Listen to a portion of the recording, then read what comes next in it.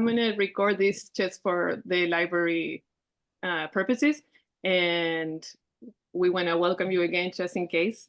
And we are meeting today. This is part also of our Heritage Book Group. We meet at the Germantown Library once a month, and today we have the honor to have an author visit for the first time. So we're going to hear Silvina reading from Poem That Never Ends. Thank you, Mariana. The sound of blinds being pulled up is the first sound. It's in your hands, the weight of the slats, all slightly bent to one side, as someone who bends with their ear towards the other, trying to hear more. What? Your grandmother, like your mother, could only hear 30% of all things. You cross out the word grandmother. You'll say your mother's mother. You'd rather have the word repeated. Mother. Build a chain with no missing ring. You're not pulling yet, but it's in your hands, the chain that raises the metal slats. You hear what your mother's mother wouldn't hear, the slats clattering. She, who used to live between blades, her scissors silent to her, opening and closing on the cloth, cutting, until what? Until she reached an edge, a pair of eyes looking at her from the other side of the sewing table. Her daughter, herself, at table, not flat, not smooth, the top filled with pieces of broken wood. Broken, can stick in your skin. A daughter, a table made of broken things, but varnished, protected, protective, like the blinds you're not yet pulling, to open and close, to cut until, to look and see someone, not knowing what to do with the weight of a stir or the top of the table. Sharp points that don't hurt but shine, varnished. To separate the cloth just cut into pieces. This is not your daughter. This is not you. And yet you are a mother. She's your mother's mother. You're pulling. I'm going to read part of this section. It rises from the scene. Page 11, sorry. It rises from the scene, shoots out of it like an arrow and pierces me, says Roland Barthes about a central element in photographs. He ends up calling it punctum, but I keep the first name he gives it. What is the wound, mother, in this photograph? A question I can think about, not ask. The image my mother captured with her phone, the photograph of the photograph, like a memory retold. Is that the wound? What's lost between the original print version and my mother's digital one? Some resolution, some precision. The original is on an upper shelf, deep in a box whose lid my mother needs to lift. She needs to get a ladder first, lean against the wall, stretch her long arms all the way back there. So she cannot reach again now, she says, the original. When I zoom it in on this digital version, it's hard to see any details. So dark the background, it gives no indication of place. And then it rises from the scene, shoots out of it like an arrow and pierces me. The flash, bouncing off my father's glasses. That light signals what the photographer, my father's mother, was looking at. Her son's eyes. Mother, flash, son. The glass that's always in between.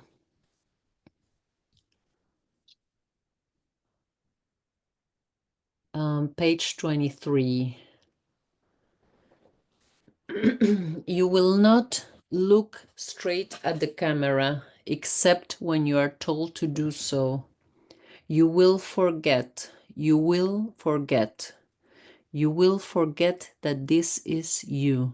I think it can be done. You will also forget about the camera, but above all, you will forget that this is you. You. Yes, I think it's possible to achieve that from other perspectives. For instance, the perspective of motherhood, of your motherhood lost in a dominant, nameless motherhood. The opening of Marguerite Duras' film, The Atlantic Man, I replaced the word death with motherhood.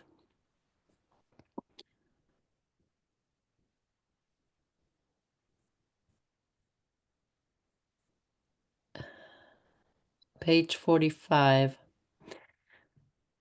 I totally forgot to look at the time. I always do. I am writing this in my hand, my hands inside gloves that don't match. I lose at least one from the pair per season and hold on to the other. That single glove left behind still contains the lost one. That is to say, on the winter break I read Pascal Quignard. In every image there's a missing image, says he. I add, in every sound there's a missing sound. Say, my mother, how she, because of her hearing impairment, is permanently reconstructing sentences from fragments. Isn't that writing? I am walking the 9 blocks back home from the subway. It is minus 18 degrees, and I'll never know how to turn that into Fahrenheit, or how at times I focus on something so much as to become something else. Gloves prevent us from breaking apart. Gloves are not relevant in Buenos Aires. This cold does not exist. The kind that makes you turn not only your head, but your whole body just to look at what's coming. I did not write much back there, just brought a couple of summer images. My mother and I at night standing in front of a white wall, killing mosquitoes, my mother, my sons, I in the backyard, hurrying to take away the clothes from the clothesline under light rain. And I'm gonna read the last one, but it's a bit longer, so it's on page 59. La Memoria de un Sonido is the name of an old literary magazine my friend lends me. The Memory of a Sound. First issue of the 2 it lasted. Just 2. Like a direct sound and its reflection. Waves crashing against walls, or a child running into a mother's hard lap. When you first realize that your parents are as abandoned as yourself, you are filled with terror. You start asking yourself, who's the caregiver here? Says Argentine filmmaker Lucrecia Martel in an interview in the magazine. Scene, exterior day, veranda in Buenos Aires, February 2012. My mother and I sitting on a sofa, facing forward. She's talking about her eldest brother who recently died in a car accident. Those years my mother left me with my aunts, he was the only one that visited me. She sobs. She's split in half. She's at her aunt's house with her brother. She's here on the veranda with me. I cannot hold the pieces. We are facing forward.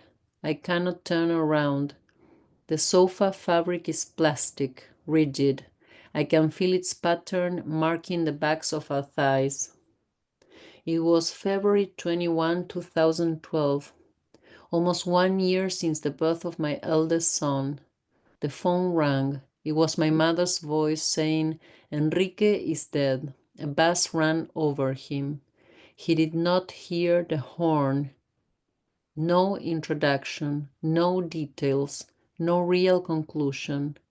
A chain of facts broken, pieces scattered. My uncle's hearing impairment was more severe than my mother's. It was hard for him to articulate most sounds. It was sometimes hard for us to understand, not him, but the words coming from him. Yet he insisted. He did not mind parting words, repeating, asking back.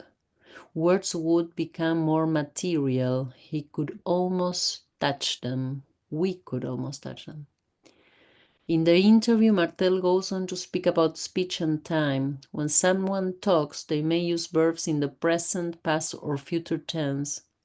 This temporal quality of words dissolves the idea of consecutive chronological flow. In this photo, there is a sepia layer of my mother and her brother in the 1950s, sitting close, though not holding each other. And then there is a red spot, the present tense of my mother's nail polish, her fingers holding her phone to take a photo of the photo, her fingers holding themselves. Who's the caregiver here? I must have thought sitting on the sofa on the veranda by my mother. I must have gotten lost in the thought, unable to act. I wrote a poem about it, a piece left out of some past book. I won't translate it from my native language, so you can at least read this, mother. Siesta. Nos dábamos la espalda. Ese sonido ahogado, madre, ¿qué era? Por primera vez te escuchaba llorar. Me quedé quieta. Apreté la almohada contra la oreja. La almohada con el olor de tu pelo. No pregunté, no me di vuelta. Esperé que pasara, pero crecía tu llanto entre las dos. Hicimos lo que pudimos, quedarnos cada una en su lugar y en algún momento dormirnos. Thank you so much. Thank you, Silvina. Thank you. Um, well, um, I can start with some of the first questions or just points of conversation that I would like to hear more. I was thinking how, in my experience as a reader, when I read this book for the first time, something that immediately emerged for me was how you work with the materiality of words and languages themselves.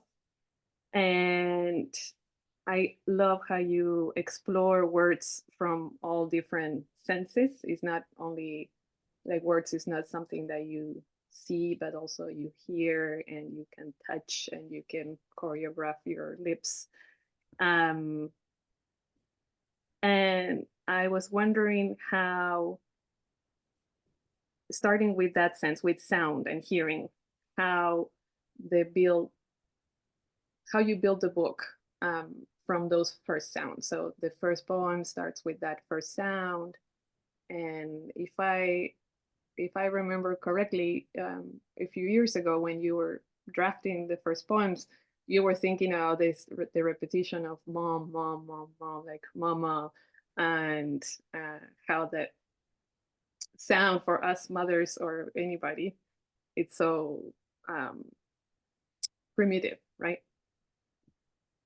Yes, thank you. Yes, well, the sound, I'm thinking that when I'm in a like in a visit or something, I'm always like, oh, my children are here right now in the house, and we might hear mother, mother. And I didn't read it today, but there's the last poem. One of the last poems in the book is a very long poem that repeats mama, mama, mama.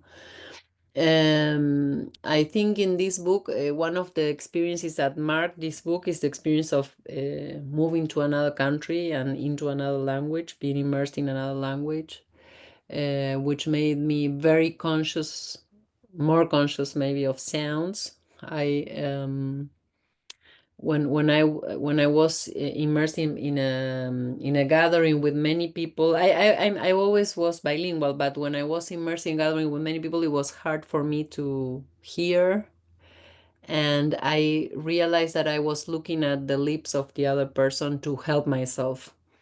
And then I realized, because my mother has a hearing impairment, she only hears like 30%. Also, my grandmother used to have that too, but not me.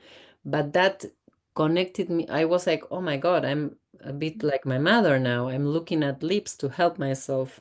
My mother, I can speak to her with no sound. I'm if I move my lips, she will understand me. So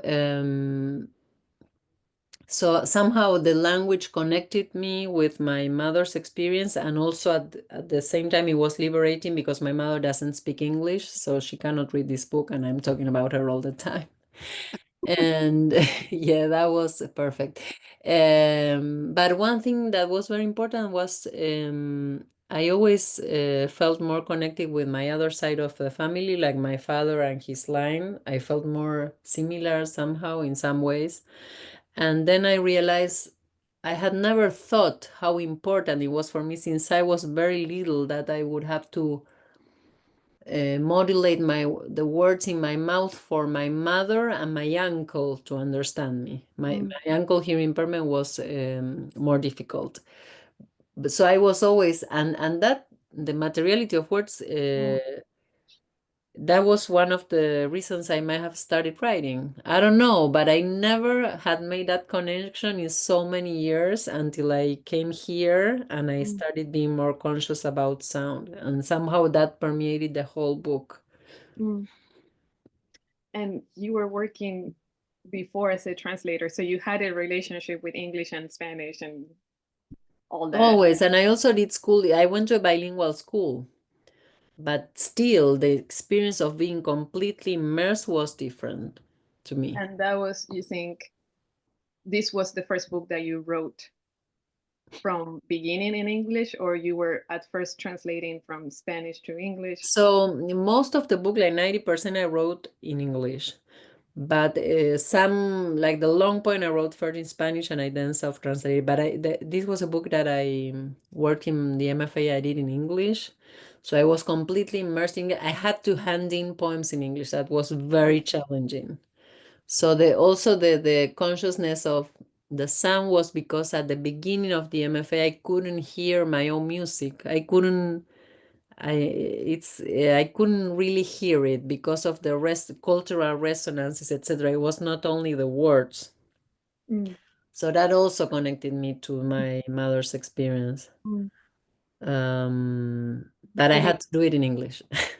and do you feel like you found your voice sounds the same, like you sound like yourself in English and Spanish, or you found like it's a completely It's different hard to voice? tell. What I can say is that I found a rhythm. Mhm. And rhythm is one of the most important things to me in my own writing. So I was once a person told me, "Oh, that's your rhythm," when I was reading a poem in English, and she said she's from Argentina. She told me that's your rhythm, and that was like the best compliment ever Right. because I had to find. So I found a rhythm. I don't know if I would. I don't think I would have written this book if I would have stayed in Argentina Mhm. because of this I needed that distance in language and in physical distance, I think geographical, but I do feel identify with the rhythm and the music of the book, though it's very different from my previous books. I like poetry, and this is more like a hybrid or whatever. Yeah. Um, I have, well, now that you mentioned that, you said that this is the first hybrid, but I remember in excursiones you also use some of All the, right. like the script, Scene headings. Yeah. the day, time, whatever, Yes. inside, outside, whatever the script format is. And that's all another question that I wanted to ask. Seems like you borrow so many things from different genre. So we have some essay form, poetry, films, sounds, photographs.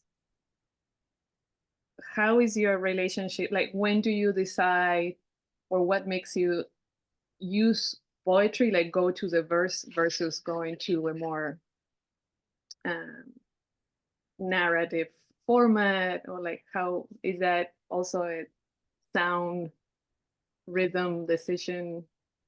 I think it's hard to tell.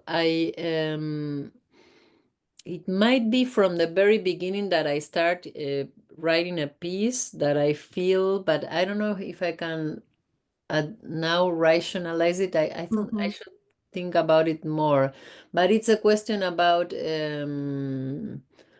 I think it's the rhythm, and if I don't know, it's I hard to noticed tell. I can think about when to, for instance, when more to incorporate photographs or not. That kind of that maybe because they are more different. and what makes that decision. That decision is like when you write a text, any text, and you try if to me, because I think because I come from poetry and I think my core is poetry, whatever I borrow from, it's poetry.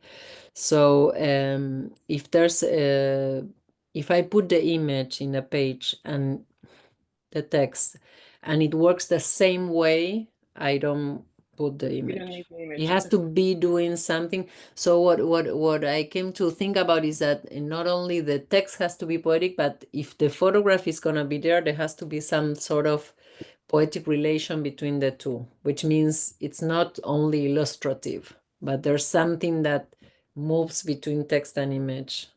And otherwise, if it's too illustrative, there was a poem that I wrote from a photograph, but it was following the photograph so close that I didn't include the photograph.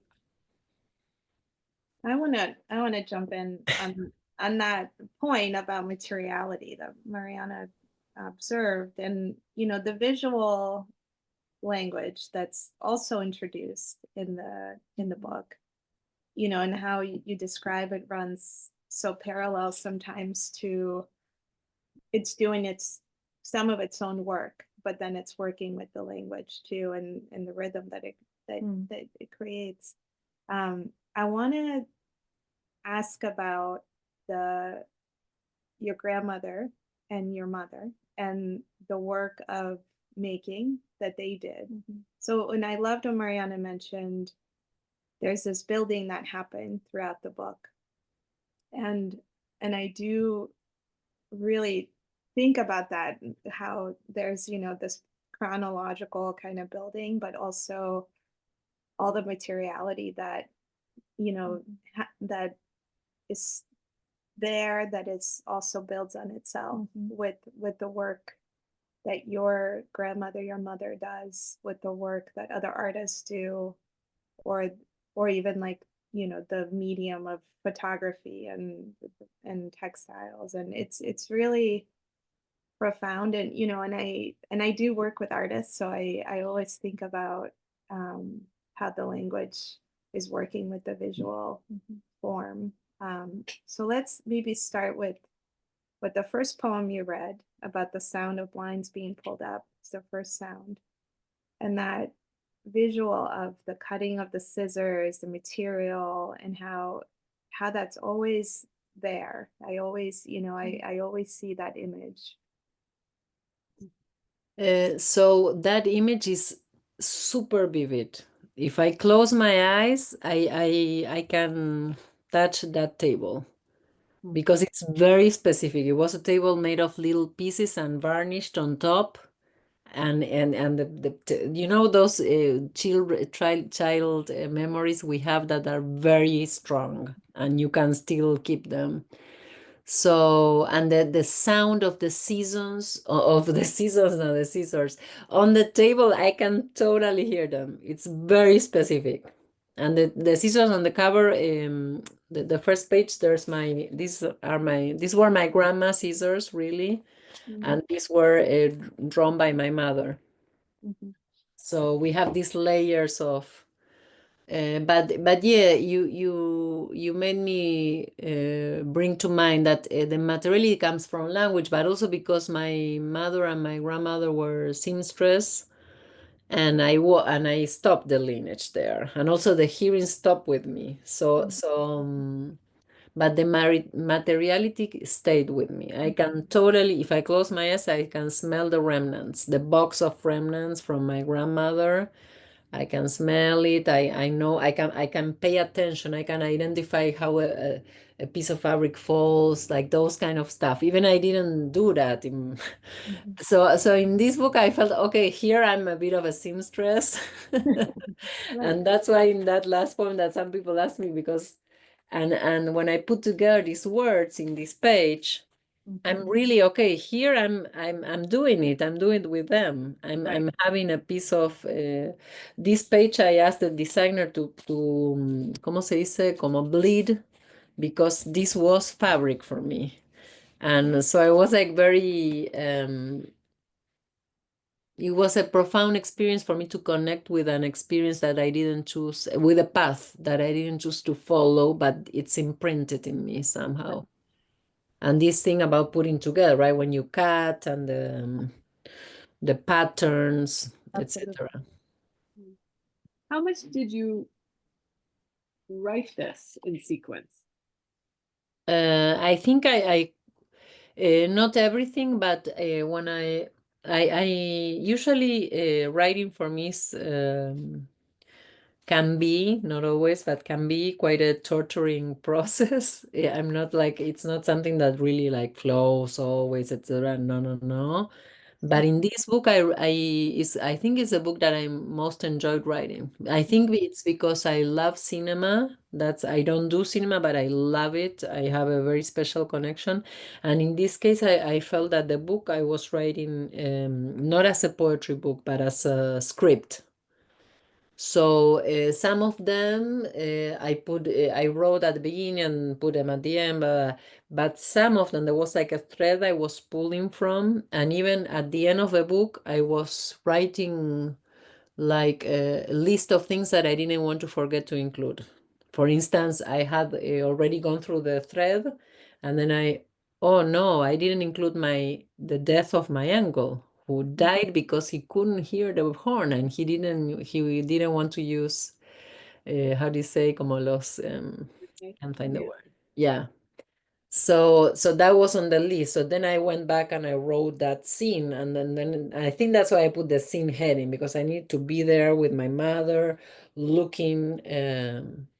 So it was not all chronological, but I was thinking of a thread, and I was thinking of scenes. Even the poems for me were scenes. Okay, this is happening here. I never wrote like that because I don't have that way of. I might have turned it a bit more toward thinking of like more like a script. I really enjoy that.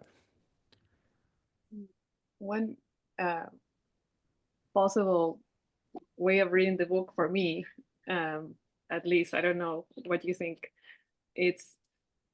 but I think I can read it also as an essay, that it's the process of writing that final poem.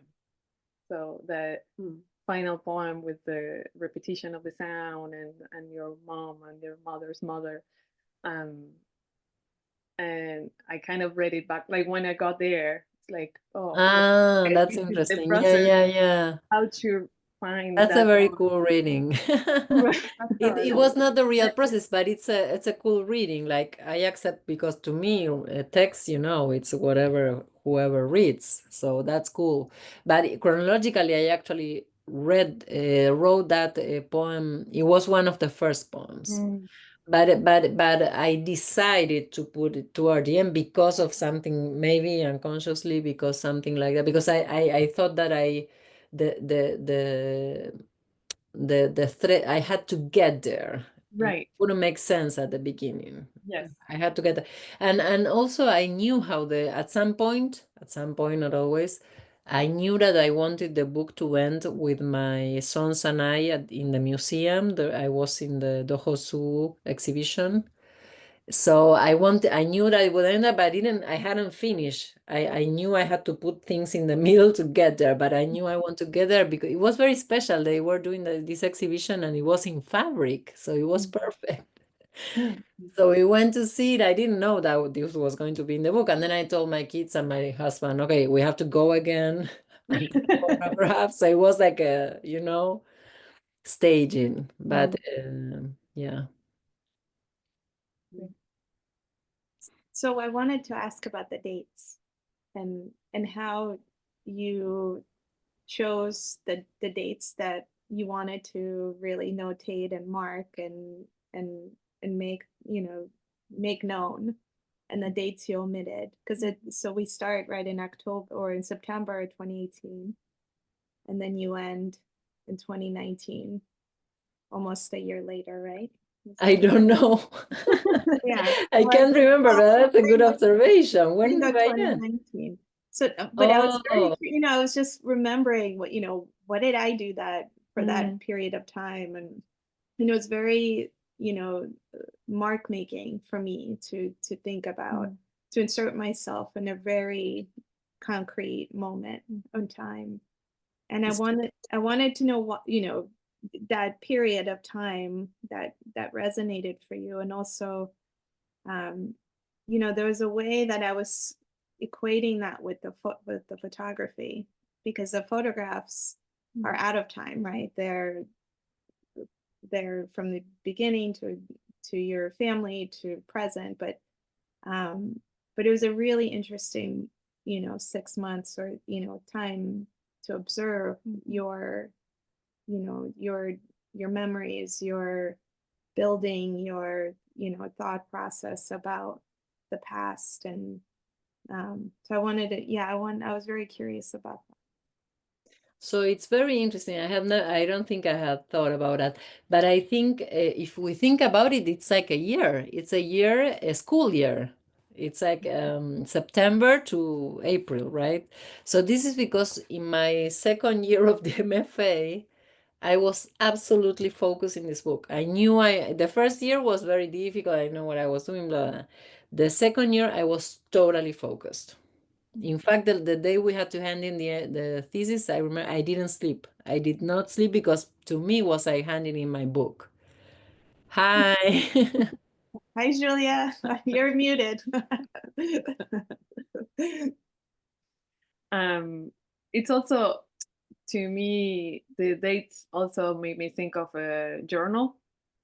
And Well, because I was going to say that because in fact I was my way of working was I had like base, I called it a diario base, so like a base journal, I don't know, something like that. I had a file, I had my paper, then I had the file, which was the base, and then I would pull out pieces from my journal and put them in the book, but I think I mostly put the real dates.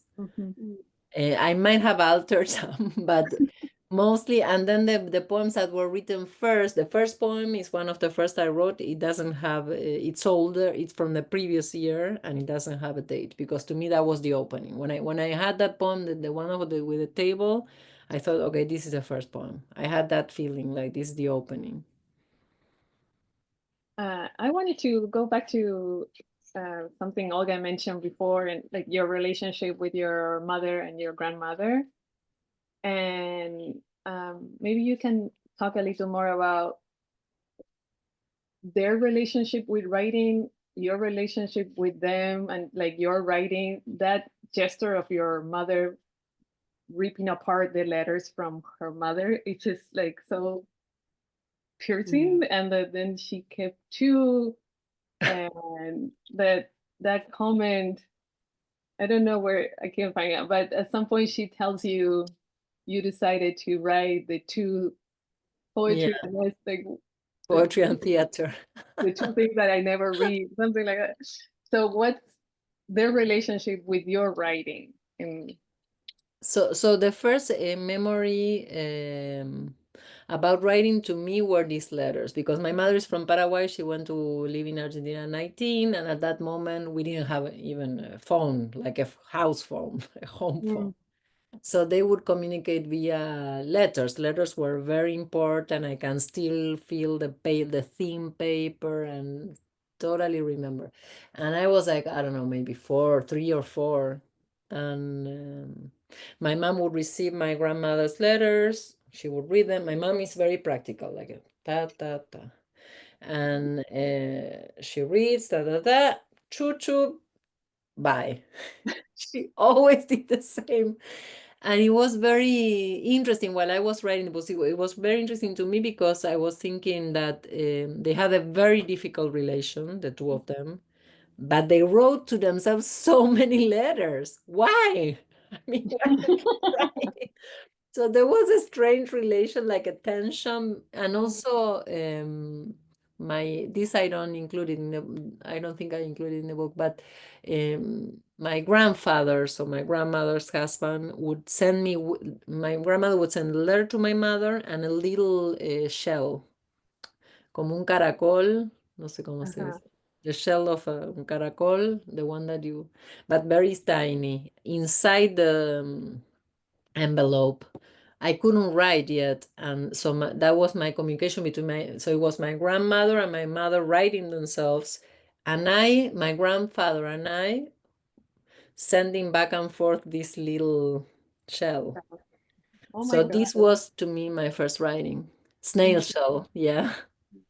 So that was to me, I was writing before writing, I think there. So it was this is an anchor image, So this is, yeah, like, yeah.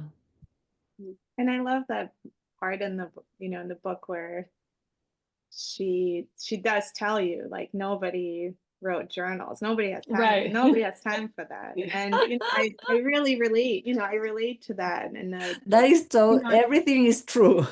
yeah.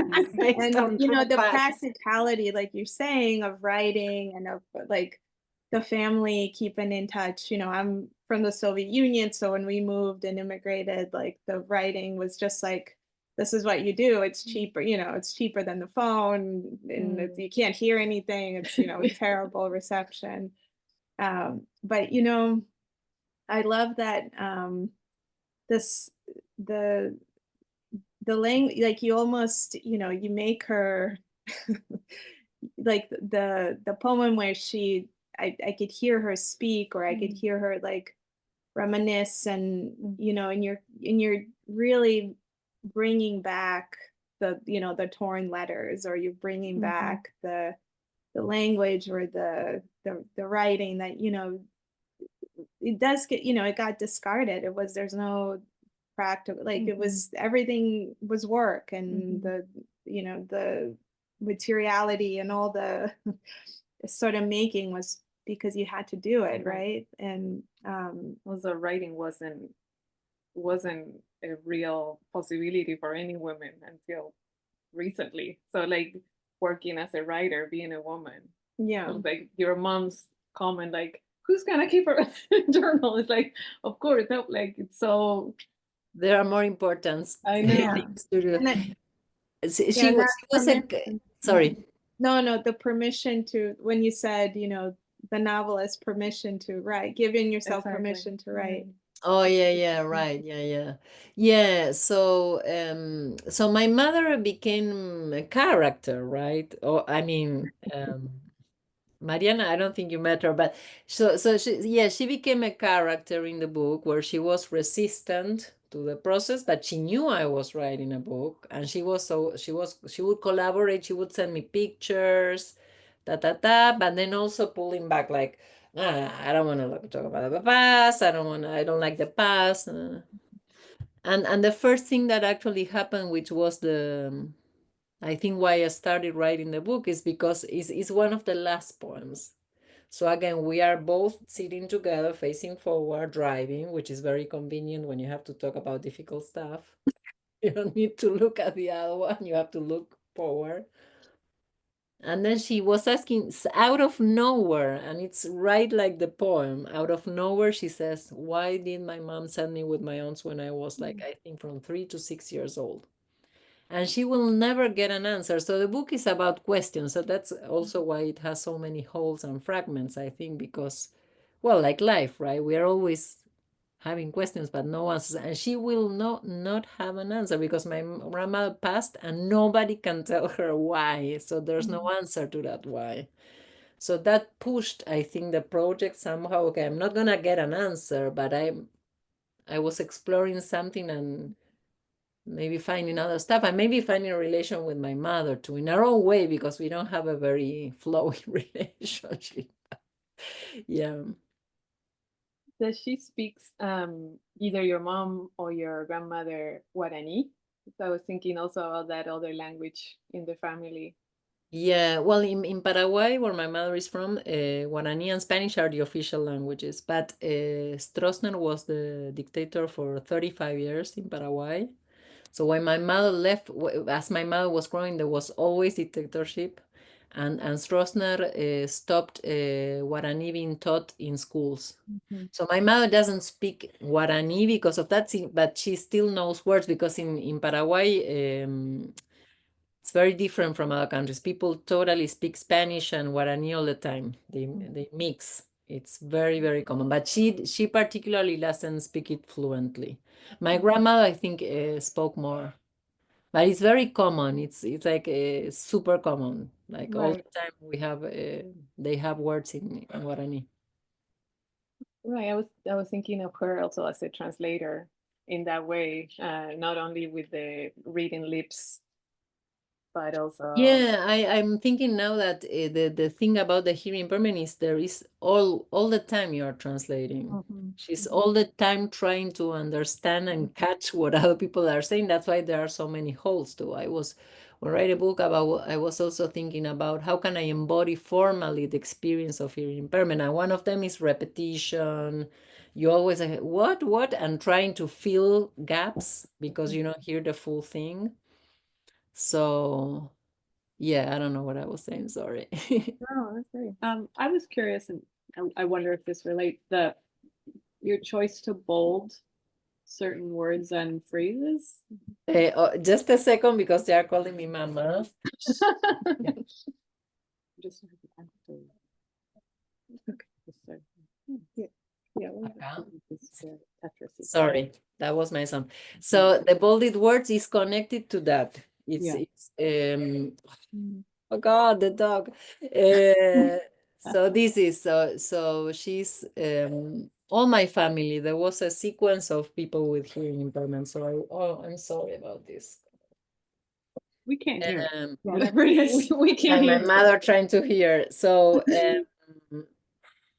I was always one of my memories is my mother. I'm sorry about this. I will have to. I don't have a solution for the dog now. So my mother watching a movie. At that moment, TV didn't have the option of subtitles, and my parents slept in the next room at night. They are watching a movie, and my father is all the time repeating what the movie is saying to my mother. I would hear the movie, "Hello, dear," and my dad, "Hello, dear."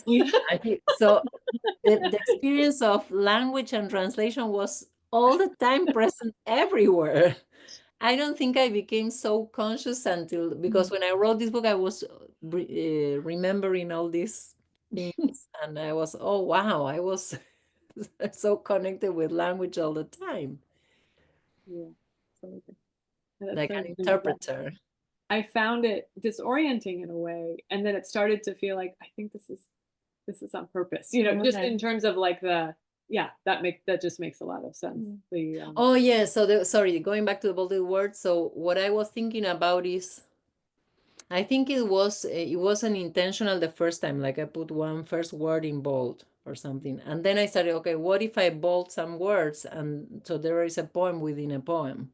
Yeah. There are layers of poems. And then all these bold words come together in this Right. page. And they build a Yeah. new poem, right? So I was sewing these words together.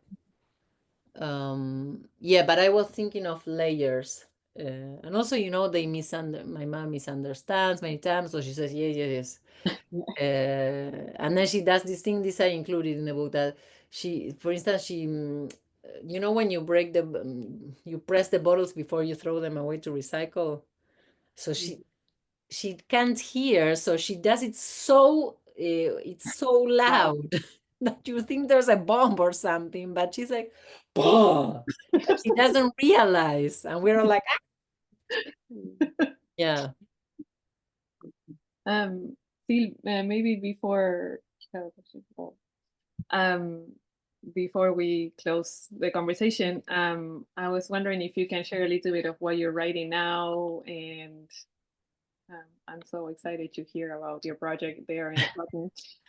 So now I really enjoyed working with materials that are outside myself since I did it in this book, like photographs, letters, And now I'm working with I'm exploring my other side of the family. So my father, my grandmother, my great grandmother, all the other lineage. And I'm also connected down to the history of my town, Croton-on-Hudson. There's a history of some traces of dance and movement in my family, in the other side of my family. And then I discovered that in Croton there were schools. Isadora Duncan, I don't know if you're familiar with her. Her sister had a school in Croton at the beginning of the 20th century. So I'm doing a lot of research. I'm connecting these two threads, like the personal history, the family, but also the town history, which is also a way of anchoring in a place that's not originally my place, right? So, yeah. So great. Should we close for today? Yeah. Thank you so much. Thank Dee. you. It That so was nice. wonderful. Yes. Thank you so much, really, for this club that you're organizing. I hope you can keep doing it with many books. Yes. And for all your questions, for your deep questions, really. Yeah. Maybe some other day you can visit us. We'll be here. Oh, yeah, I hope we can. We couldn't coordinate to make it in person this time, but maybe some other time. Yeah. Or you can join us on Zoom for the next, for other All books. right, for the next book. Yeah. Mariana, which book are we reading? Let's see. We don't have a date yet. But we have a book for November that it's What are you reading for November? coming soon. So we were going back and forth, but Do you all write too? so do we write? If you guys are writers, she's asking. So I'm a curator. I work with artists. Oh. And I went to BARD, the MA program for curating up here. Oh, so that's nice. my connection. So we're reading this book for. It's Sabrina and Corina by Pardo. Okay. Okay. You can't read it. And yeah. So we'll post the date soon.